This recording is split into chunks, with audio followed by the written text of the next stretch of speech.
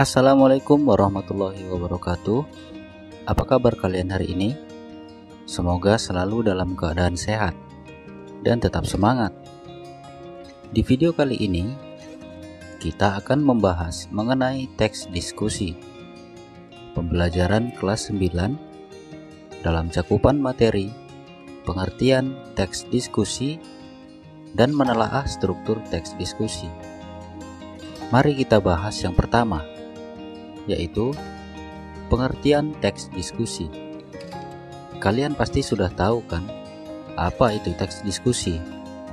Dalam pembelajaran di kelas, kalian pasti pernah berdiskusi dengan teman untuk menyelesaikan suatu permasalahan. Mendengar kata diskusi, pikiran kita mengarah pada aktivitas dialog antar individu untuk menemukan pemecahan atau solusi dari suatu permasalahan.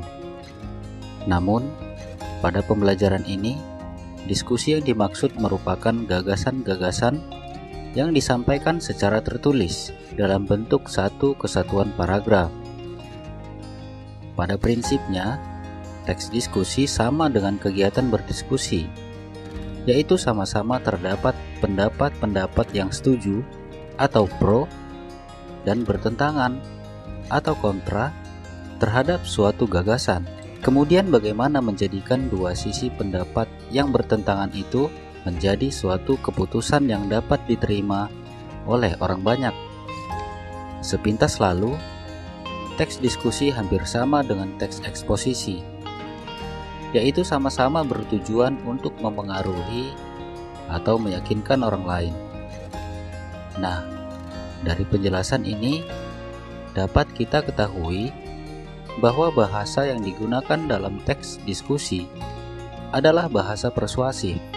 Bahasa persuasif adalah bahasa yang sifatnya mengajak, memengaruhi, atau meyakinkan orang lain. Jadi, dapat kita simpulkan bahwa teks diskusi adalah teks yang disusun untuk menyajikan pendapat, sudut pandang, atau perspektif yang berbeda terhadap suatu permasalahan. Yang kedua adalah menelaah struktur teks diskusi. Untuk lebih memahami struktur teks diskusi, mari sama-sama kita telaah teks diskusi yang berjudul Daur Ulang untuk Gaya Hidup Hijau berikut. Agar lebih jelas, kalian bisa buka buku paket Bahasa Indonesia kelas 9 Kemendikbud edisi revisi tahun 2018, halaman 124 sampai 126. Paragraf pertama pada teks diskusi ini merupakan bagian atau struktur pendahuluan. Yang terdapat dalam bagian pendahuluan adalah adanya pernyataan untuk membatasi topik.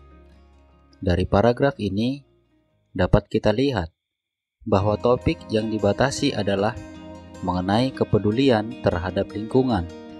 Dalam pendahuluan juga mengandung latar belakang topik.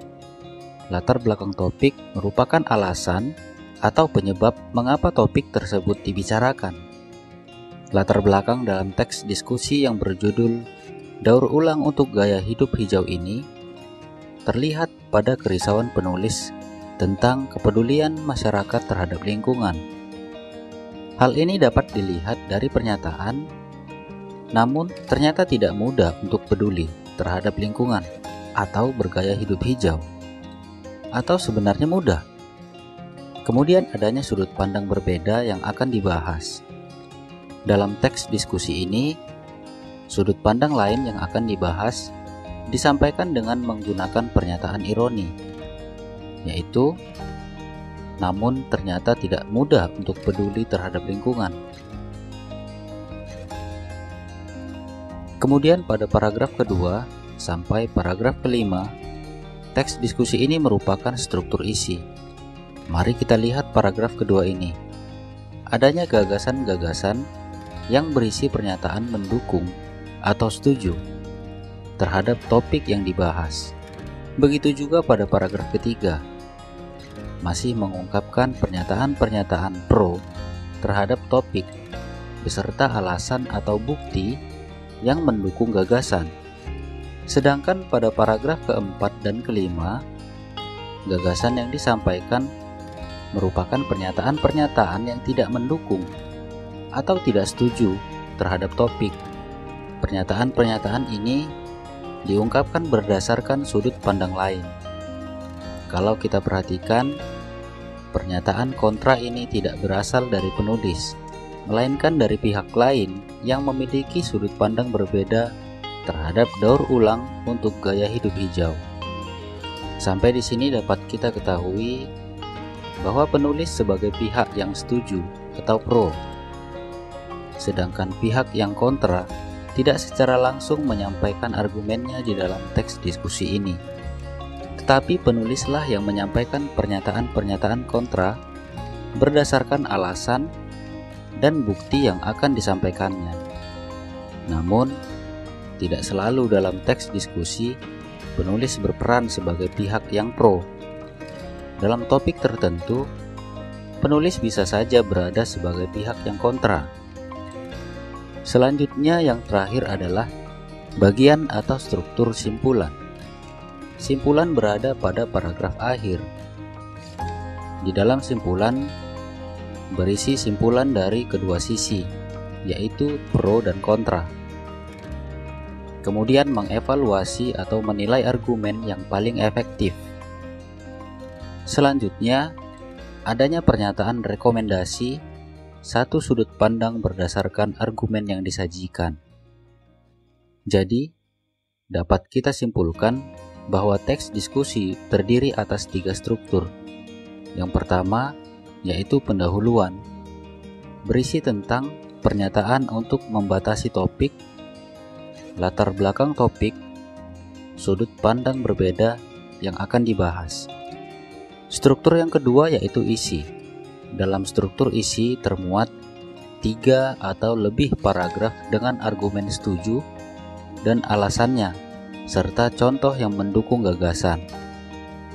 Kemudian 3 atau lebih paragraf dengan argumen tidak setuju dan alasannya serta contoh yang mendukung gagasan. Bahasa yang digunakan dalam struktur isi adalah bahasa persuasif. Kemudian dalam struktur isi menggunakan bahasa kohesif untuk menghubungkan gagasan atau untuk menunjukkan perubahan pendapat. Dalam hal ini, dari pendapat yang pro menuju ke pendapat yang kontra. Selanjutnya yang terakhir adalah simpulan. Di dalam simpulan berisi simpulan dari kedua sisi, yaitu pro dan kontra. Kemudian mengevaluasi atau menilai argumen yang paling efektif. Selanjutnya, adanya pernyataan rekomendasi satu sudut pandang berdasarkan argumen yang disajikan. Itulah contoh teks diskusi singkat yang sudah kita telaah struktur pembangun teksnya. Jadi, dalam membuat teks diskusi, kalian boleh menuliskan lebih dari contoh yang disampaikan tadi, bergantung kepada topik yang akan kalian bahas. Demikian untuk video kali ini, semoga bermanfaat. Terima kasih. Assalamualaikum warahmatullahi wabarakatuh. Sampai jumpa.